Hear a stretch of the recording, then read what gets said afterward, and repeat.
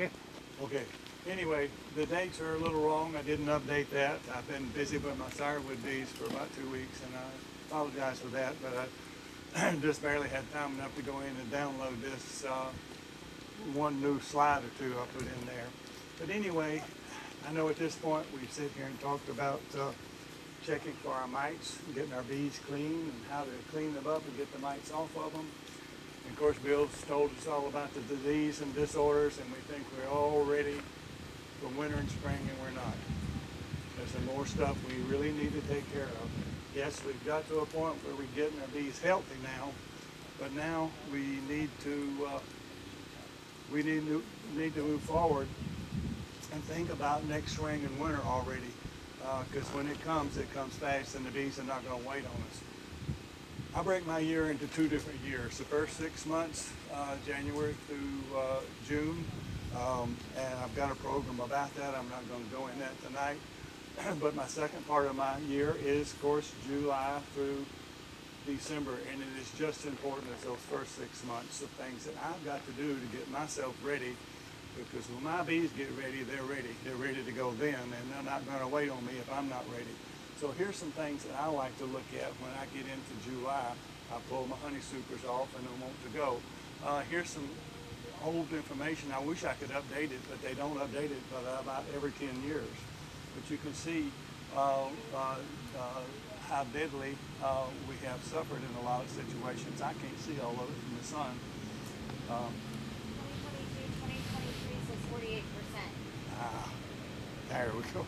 But anyway, and last year we had one of the deadliest bee losses we've ever had in 2025, mainly because a lot of the commercial people were using a pesticide or a miticide that just did not work anymore. Here's a lot of the people that I use to help me as far as online mentors and things like that. I'm sure if you use some of these people, you're going to get some great information. These guys, they know what they're talking about, they know what they're doing, and it's like Bob Benny. I mean, you can't see this here, but anyway, you can get him on YouTube, and he has got some great information, not only about how to take care of bees, but your mite control, how to feed your bees, how to get them healthy. Some of them are a little repetitive, but that's a good one to look at, so that helps me.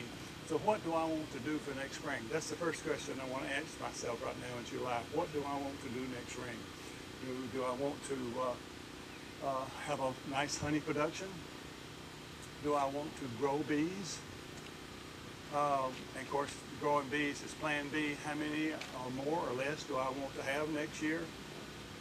And of course, do I have enough equipment to achieve what I want to do next year? Those things you need to think about in this next 6 months, because when you get into February next year, you need to be ready to do what you want to do, because the bees will not wait.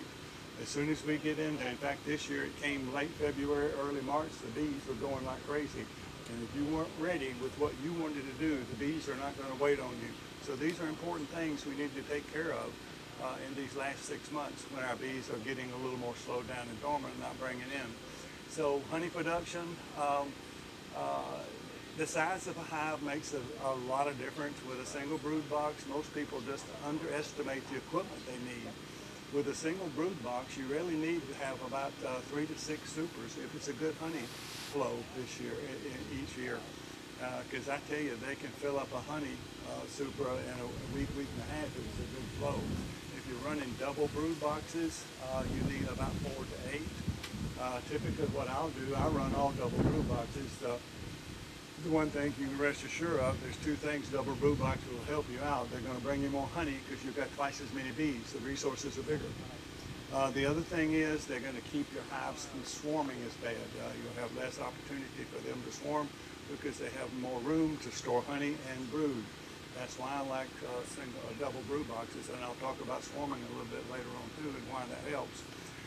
Typically what I'll do, rather than having 8 supers, yes, I have sometimes had 8 supers on my hive, but typically 1st of May, I'll start extracting honey, I'll start harvesting, and then I'll harvest 1 or 2 supers. So you don't, if you want to eliminate a little bit, then go in the 1st of May and harvest a super or 2. Clean it out, put it back on, and let the bees continue to fill it out. And maybe you can do with less having up to 8. Maybe you can do with 4 or 5. I would think at least with a double brood box, you're going to need at least 4, maybe 5 supers in order to keep the bees plenty of room to put honey away if it's a good honey harvest. And of course, I can't even see that. I have no idea what it is. I guess we need to put a shade up. But anyway, this is a look at some of the hives that I have there in my chamber, and you can see a lot of them have 3 or maybe 4 or 5 brood boxes. This is that's the 1st of May, so you can see how quick the bees can build up. And if they can put 4 or 5 supers of honey on by the 1st of May, and you need to start pulling them, then if you're running double brood boxes, you better think about that and make sure you got enough equipment ahead. There's another look of the same thing as some of my hives. I try to put them in groups of anywhere from 12 to 14 or 15. Make sure you got enough equipment to do what you want to do. Don't go into next spring with a double brood box and 2 supers. You're going to be in trouble. You're going to lose your bees. They're going to swarm on you because you cannot keep enough room for them. You had a question? Yeah. When you talk about supers, you talk about shallows or mediums?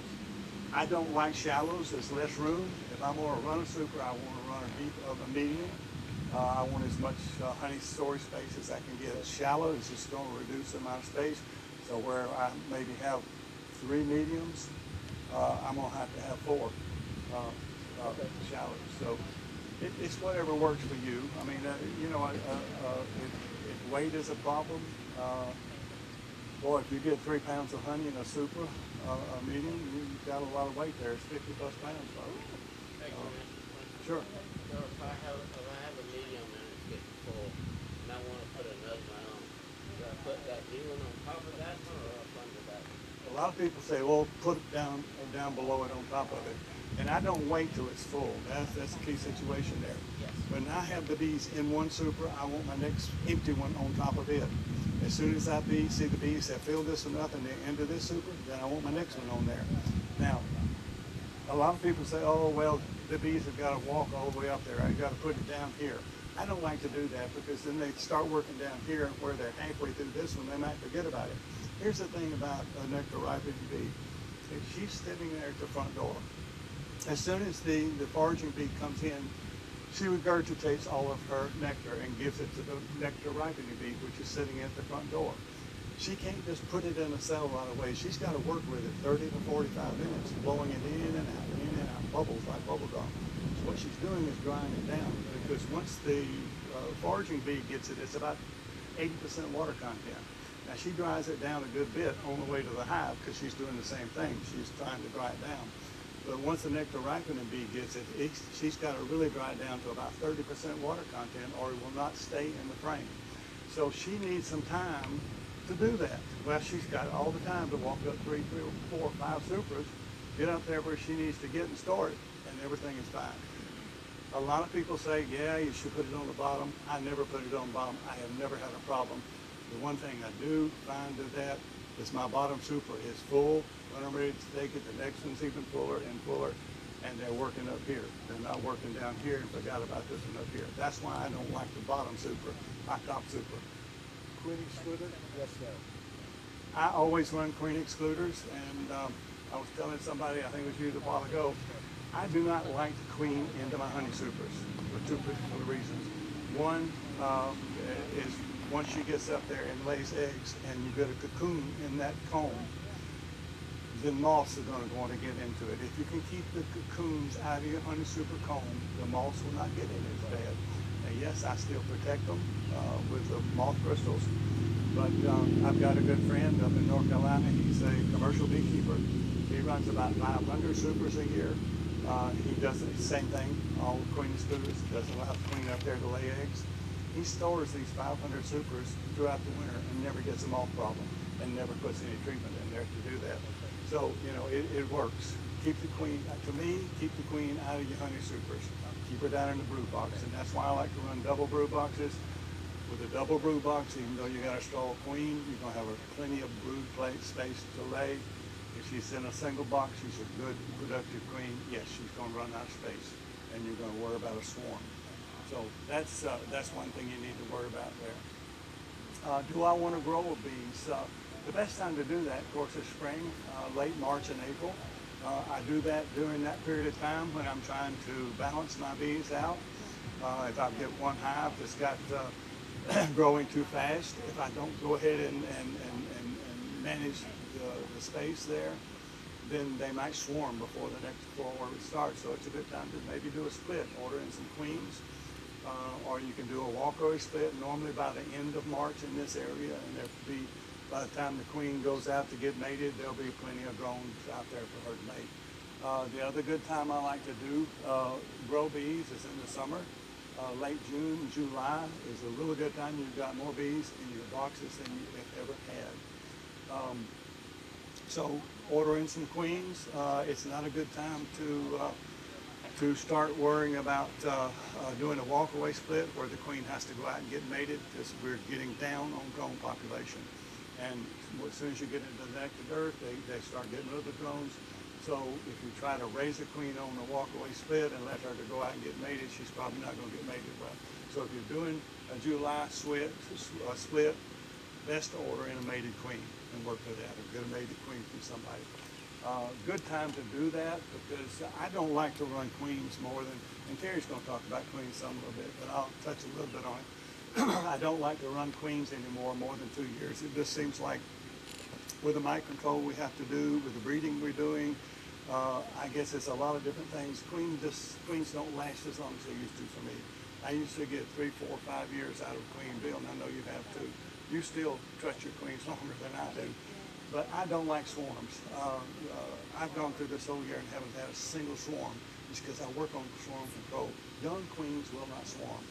A queen that's less than a year old typically will not swarm in a hive. As soon as she gets close to 2 years old, if you'll watch her and be careful, yes, you can control the swarm. But in a 3-year-old queen, you have to have a lot of swarms. It's just going to happen because the bees know it, and it will happen.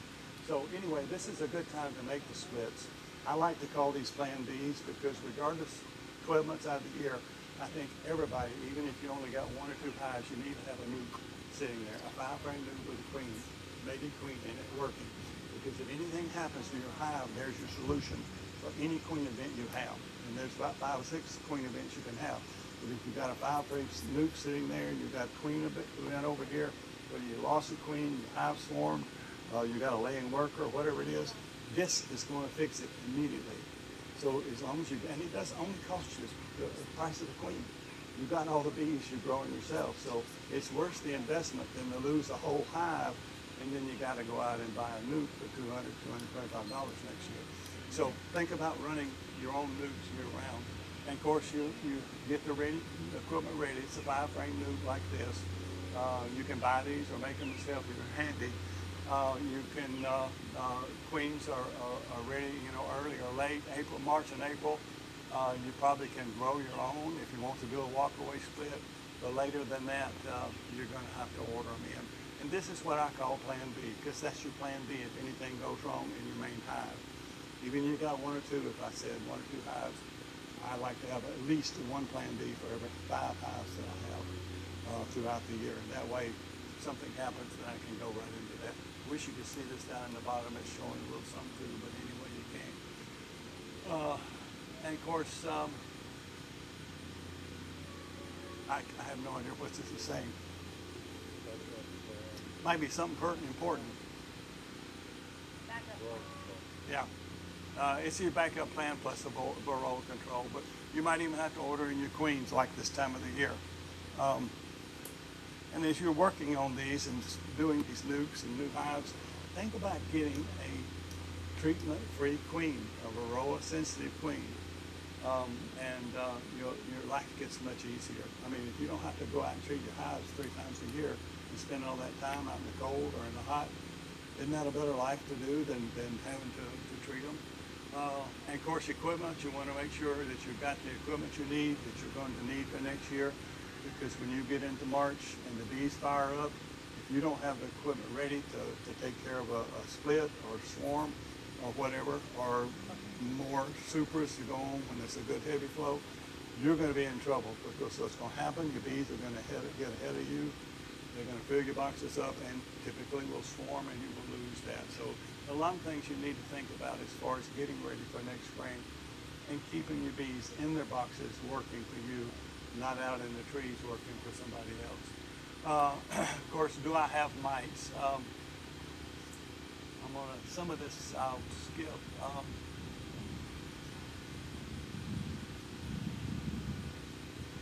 Uh, do I have mites? Of course, we've already talked about how to control the mites, so I'm not going to talk about that anymore. My evaluation right now, yes, is high in my queen, because when I get into July, what I'll do in about 2 weeks, I've got to pull all my honey supers off. I still have 1 or 2 on some of my boxes, but I'll go in and make an inspection. We talked about down there. I'd go in and make an inspection of every hive I've got. I want to see, one, how the food stores are in July. I want to see and do a varroa mite check to make sure my bees do or do not have mites. And I want to look at my queen and see how old she is and evaluate, is this queen going to work for me next spring? And if she's not, I'm going to replace her. Don't be afraid to replace your queens. I mean, there's a lot of queens on sale right now. Some of them are not, but you can still find a lot of queens around right now. Don't hesitate to replace your queen, because this is the perfect time to do it. You replace your queen in July. Typically, a new queen, it takes her about 5 months to hit her peak. So if I replace her in June, and she slows down again a little bit because winter's coming. So when a new queen that I put in July, when she hits the ground running in February, March, you're going to have a real robust hive. Perfect time to change out the queens. As I said, I don't like to run a queen more than 2 years, because every time I do, and this last year, I went into the winter with 5 queens that were just doing a real good job, but that was going to be their 3rd nectar season. Neither one of them made, when I got into March, they just were not performing. I had to replace them.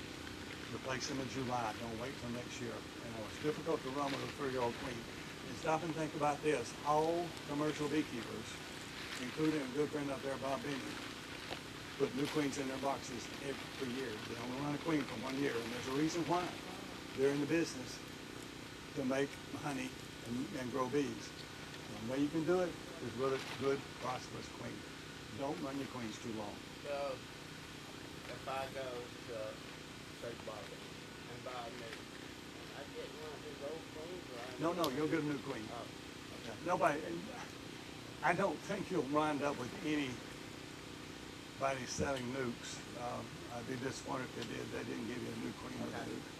You know, it's just most beekeepers are pretty truthful, some are not. But no, he'll give you a new queen. But anyway, that's what you want to do. And you want to look at high in my food stores. That's very, very important this time of year.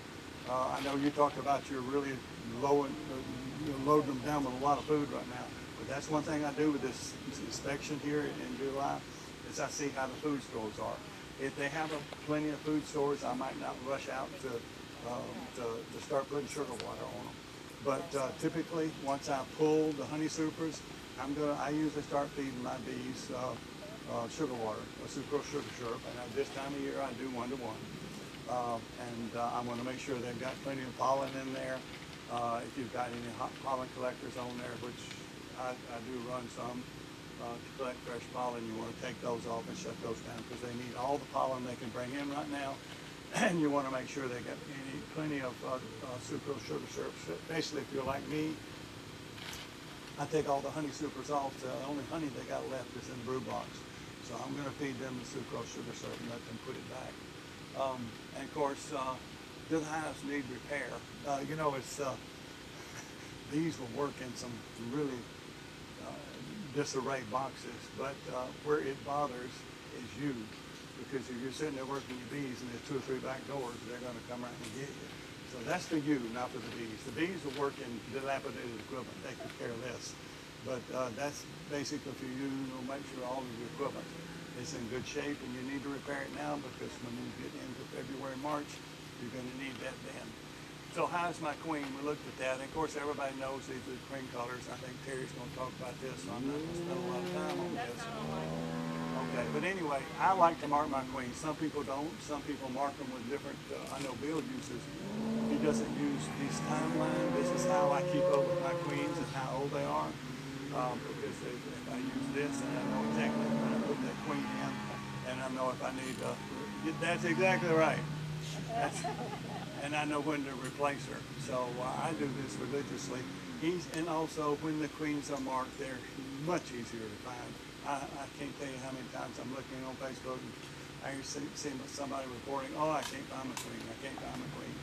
And sometimes I can't find the queen. I mean, it happens. But if you've got a mark on her back, it's much easier to find her than sometimes not. Sometimes they'll just hide on the wall and whatever. But anyway, I believe in marking your queens. You can get these little marker situations like this. You can just mark them like that where you can catch the queen by her wings.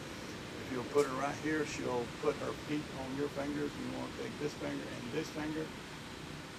Have your legs on both sides of the queen so she won't twist, and you just tap her with a little bit of the ink on there. Then you can buy these, and they're about $7 a piece.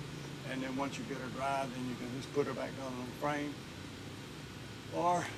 And that's what she looks like. I know my wife does. I used to let her mark the queens, and she doesn't like doing this. If I'm gonna mark them, that's what I'll do.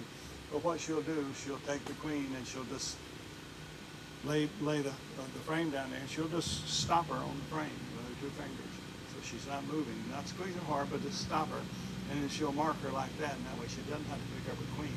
So it's easy to mark your queen, and you don't have to pick her up and worry about damaging her. Sometimes the queen can get stressed. I've had that happen before, and I know you have too, Bill. They'll go into they'll just pass out.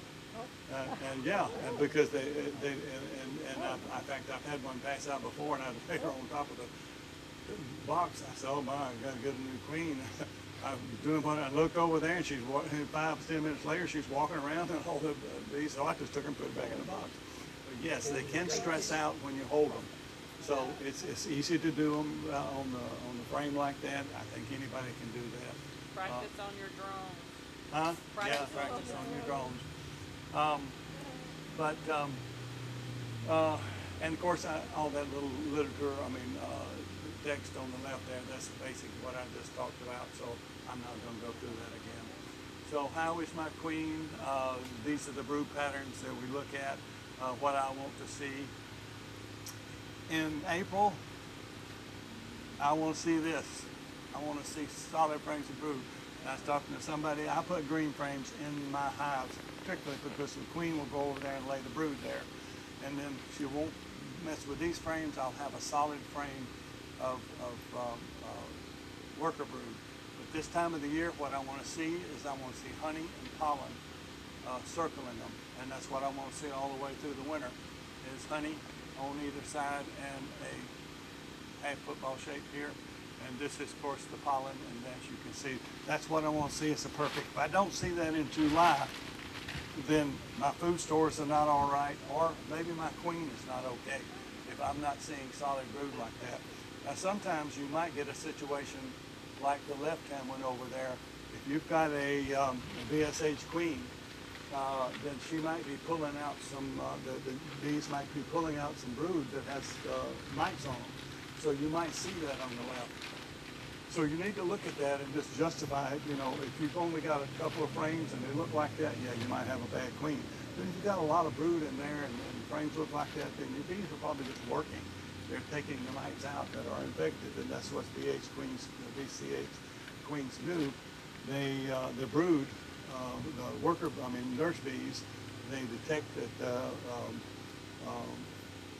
larva is infected. They'll either uncap them or take them out. Sometimes they clean them out and get rid of the mite. Sometimes they'll take the whole larva and get rid of them. Depends on the type of VSH queens you're working with, and they work in different ways. But this is what I want to see as far as my a good brood pattern. Is my queen okay?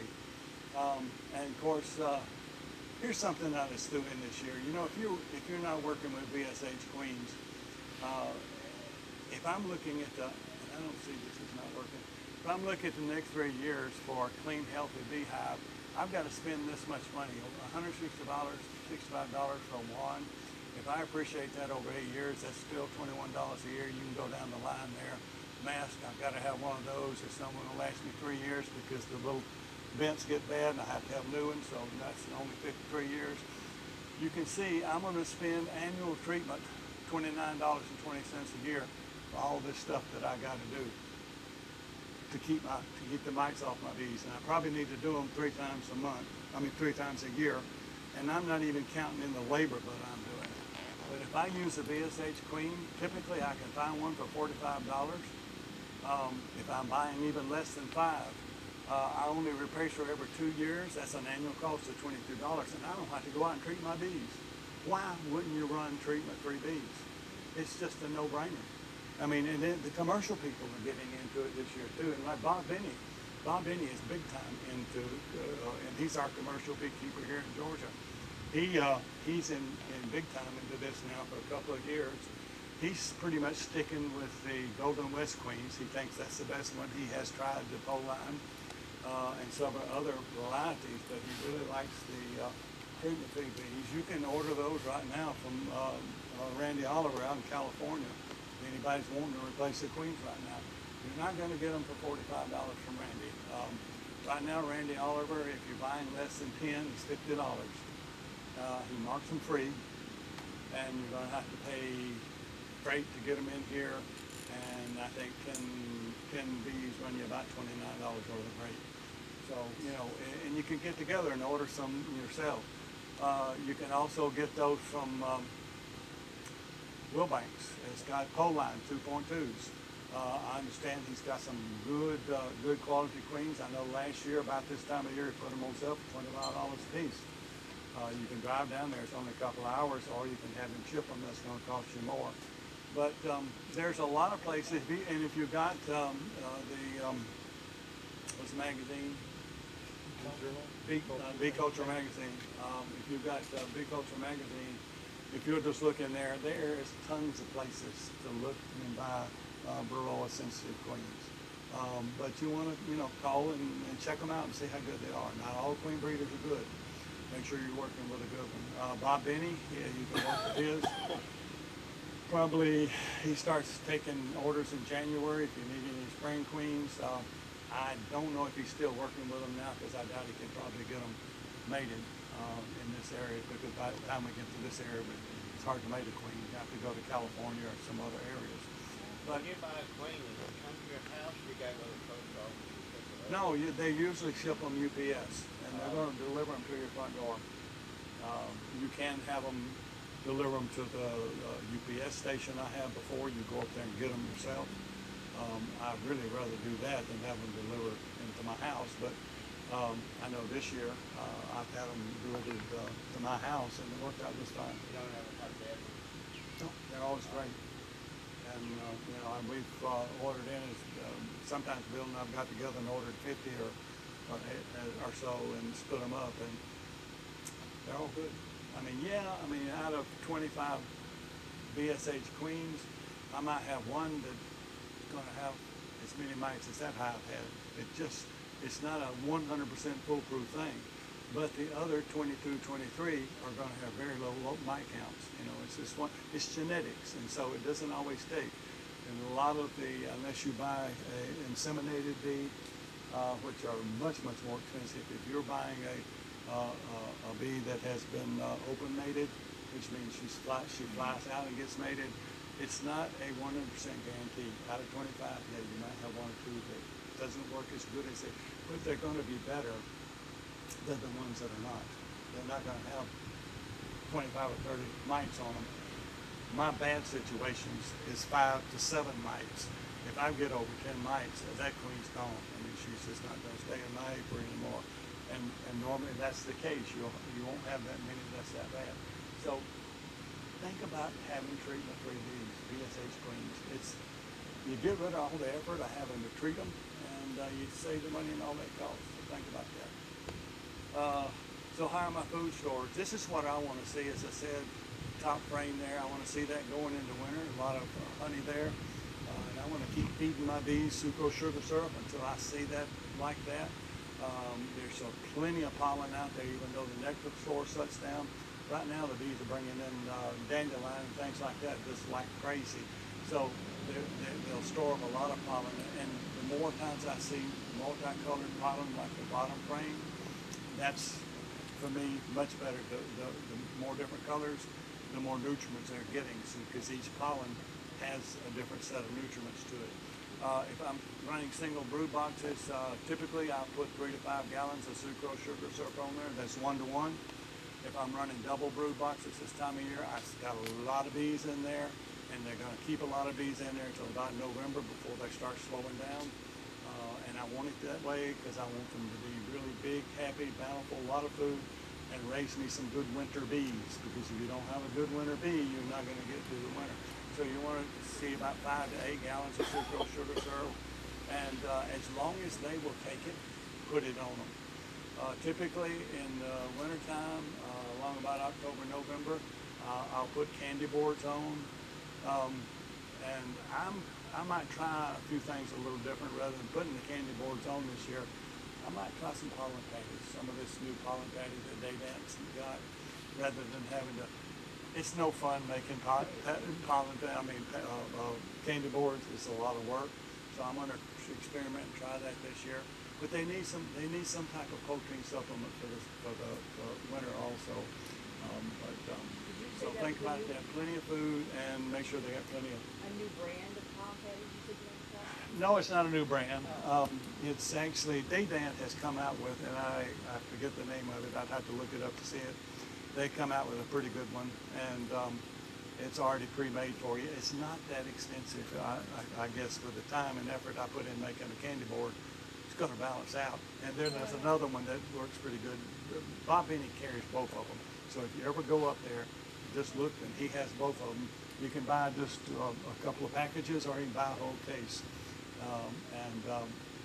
If you will look into Bob Benny's videos, something he's doing, say, November, December, January, February, you can look and see the dates there. Typically, you'll see him explaining and using those and telling you what you need to do and how you need to use them and why he's using them. And he runs with the two different ones, one a little bit at a time than the other. So look at that. He's got some great information. You guys should watch all of Bob Benny's So when you go to do the ones, I don't do anything. I used to many years ago. I got to thinking, the more sugar I can give them, the better I can. And I tell you, who got me on that was Dr. Shellac. Dr. Shellac, he's one of our old-time beekeepers. Bless his heart, he's passed now. But he always said, man, if I'm going to give them sugar syrup, I'm going to give them as much sugar as I can give them. So you always ought to run 2 to 1. I never run 2 to 1 anymore. I use 1 to 1 this time of the year. Typically, if I'm going to feed after January, I'll go to a lighter syrup, maybe 1 1/3 water to 1 portion of sugar, a lighter syrup. The bees are going to build out more wax because of that. It more duplicates the nectar they're bringing in because it's thinner. And that's really what stimulates wax building is nectar flow. So, What month is that? what's that? What month? I normally, typically after January, if I'm going to feed, I won't feed the thick syrup. I'll thin it down a little bit. They'll take both just fine. It's just a matter that when I turn the corner in January, I want my bees to feel like they're bringing in nectar, and they'll start building wax because if I want to build out some new frames or whatever. Is it AP 23? Yep, that's one of them.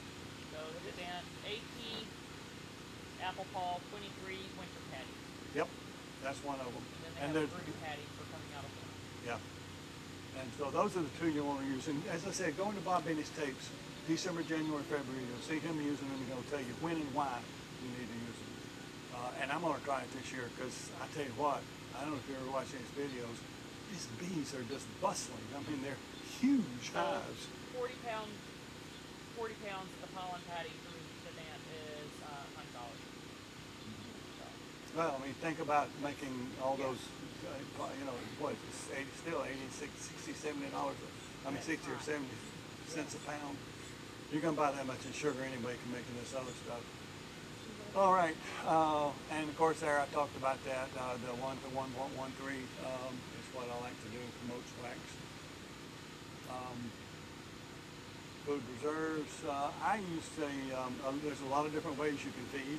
I like the frame feeders. I do not like the feeders that have these big, on the top right, I don't like that much food. I don't mind using the little buckets. I don't like to use entrance feeders, and nor these hummingbird feeders over here, although they're feeding my bees a lot right now. But the frame feeders are best for me. I know Bill uses, I wish this thing, you might put a battery here, but Bill uses a lot of these buckets, and you can put them on top of the hive like this if you have a hole in your hive, top of your hive. In fact, I've been using glass. I'm fixing to move the buckets myself. They're just easier to work with, and they, you can get a 1 gallon or 2 gallon bucket. I think there's even a gallon and a half. I'm not sure. But anyway, my favorite choice is the frame feeders. I do not like to expose the sucrose sugar syrup because it attracts robbing. So if I can hide it in the hive, the bees don't detect it, and I never have a robbing problem. Yes, you got to open up the hive cover, but what I'll do is I always have these in the same position, first position, and they take up 2 frames, and I usually have my green frame for combs. So all I know how to do is open up the box, take the hive off, slide my inner cover over just the width of that, fill it up, close it back up. You don't have to really open the bees up. So they're easy to work with. That's what I like. But there's a lot of different ways to water your bees. As you see the X's, those are the ones I don't like. These are the pollen paddings I talked about. You can make them if you want. There's 1 or 2 in the house like that. And Bill and I are making them. We're using probably 50 gallons of sugar and a lot of things like that. But they're real good. The reason I'm going to switch a little bit, I don't know why, but for some reason, the last 2 years, some of my bees are not getting on the candy boards, and some of them are eating them up completely. So I'm going to try these patties and see if it works a little bit. Yes, sir. When it comes to winter feeding, are you running 1 deep or 2 deeps? If I finish into July with 2 deeps, it stays 2 deeps. Okay. If I'm there with a 1, it stays 1. Okay. Until next spring. Are you talking about bee population wise, needing 2 deeps for bee population? I did that earlier, talking about 1 or 2 Well, hives. just like when you're talking about 1 to 2 hive deeps, like, But so, like, typically, if I get into July, my bees, I've got more bees than I've ever had. But at that point, if 1 is okay, they're going to start slowing down. So I'll be okay with 1 through the winter. But that's why I say if I've had 2, I've got 2 boxes of bees. Yes, they're going to slow down, but I'll keep 2 boxes. I don't pull a box off. They'll run. They'll run through the winter with the 2 boxes. Now, yes, when I get into January, they're all in the top box. And typically, I deal with that in the spring. Sometimes I'll just force them. I don't like you can swap the boxes, and I don't like doing that because as soon as I put my bees down here and I put my empty one up here, and the nectar flow hits, what are they doing up here? They're filling it full of honey. And I said, God.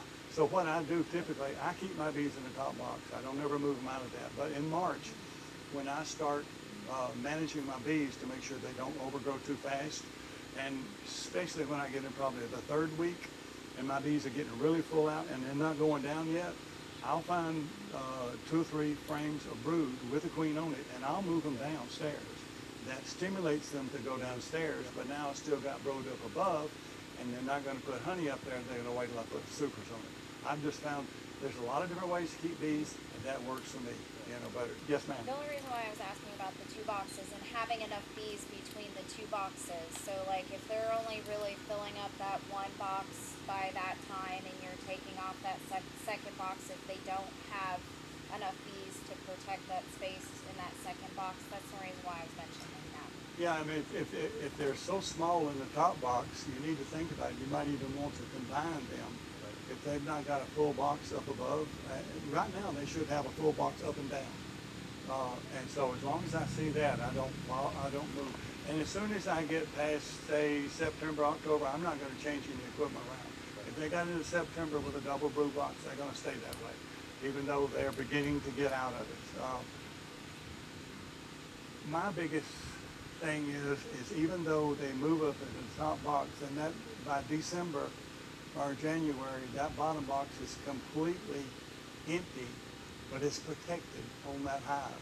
I don't have to protect it from wax moths. Typically, it will take care of itself. That's one of the reasons I will leave it down there, and I'll just push them down in the spring. Here's that formula if you want it. To make those, you can go online to Mega Bee. I would not suggest using Mega Bee pollen. I don't like that anymore. I used to use it. The best one I like is Man Lake's Ultra Bee. It's about the best pollen there is out there. Yes, it is a substitute. It's not as good as regular pollen, but it's better than nothing.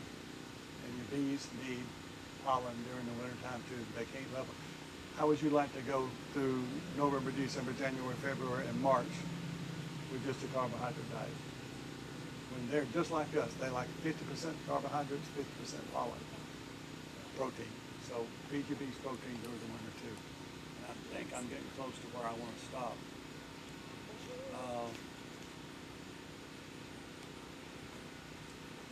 Here's what I talked about a little. I want to talk about the temperature here because this is one thing I think is very important here. Everybody wants to protect their hives from cold weather here and insulate them.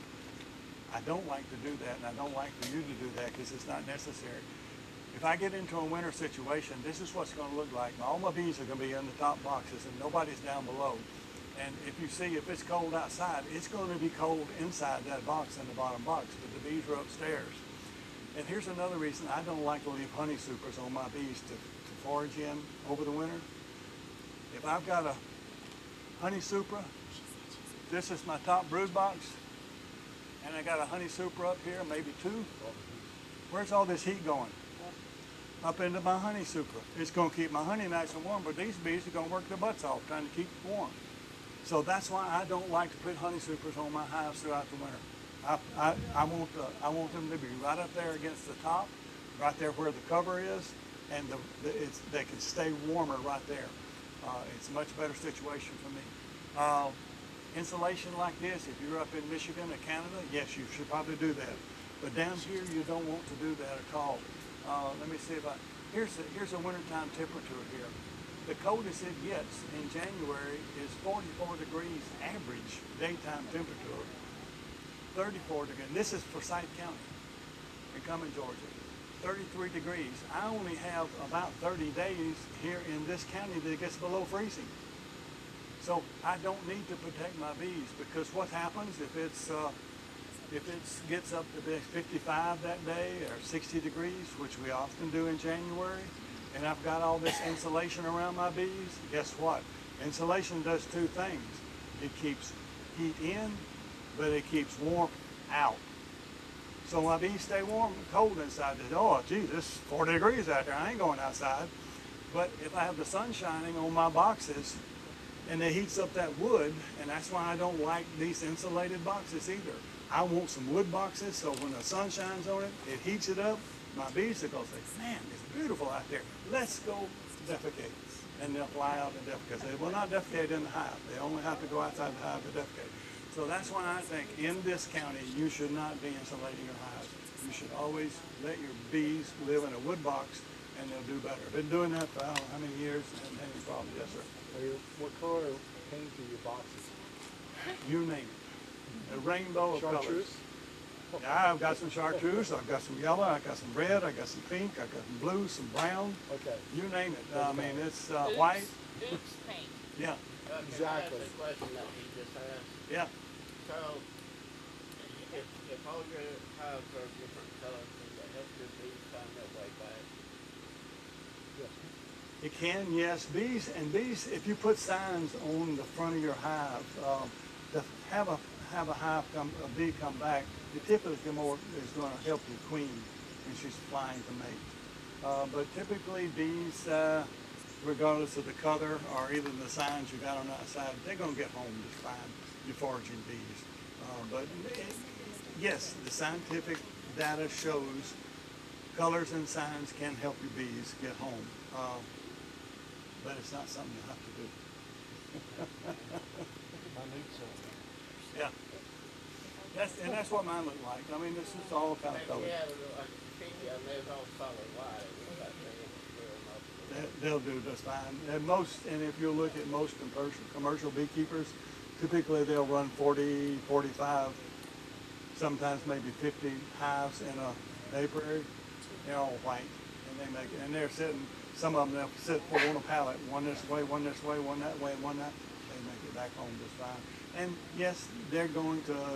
Some of them will go in the wrong box, and some of them get along. Sometimes they get kicked out. You know, it just depends. Get a lot, but you don't need insulation here in this county, guys. You're hurting, I think, in my opinion, and there's a lot of opinions around here. In my opinion, if you insulate your hives, you're hurting your bees. And do what you want to do. Do you insulate your hives, Bill? All right.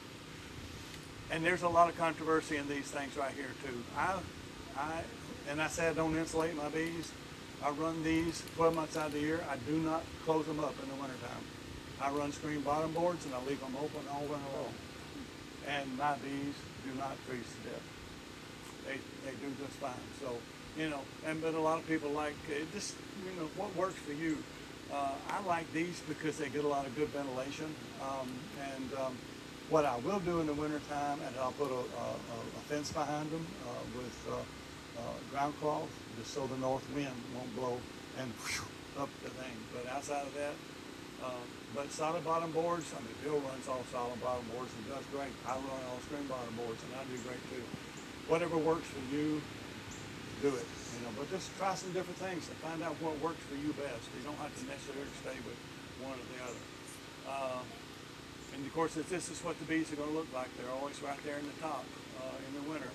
And that's what I was talking about. You just don't want all this heat going up in the honey supers, in my opinion. And I be quite honestly, if I've got healthy bees and they go in the winter, I never lost a hive of bees to weather. Mites or food, yes, I've never lost a hive of bees to weather. So quit worrying about that here. I'm gonna let you read that, and I think that's where I am. I'm done because the rest of this is about mites and Rodney's and disease and disorders, and I think Rodney and Bill's told you all you want to know about those things. Any questions before I? Great. Thank you. Thank you. All right, take a quick break.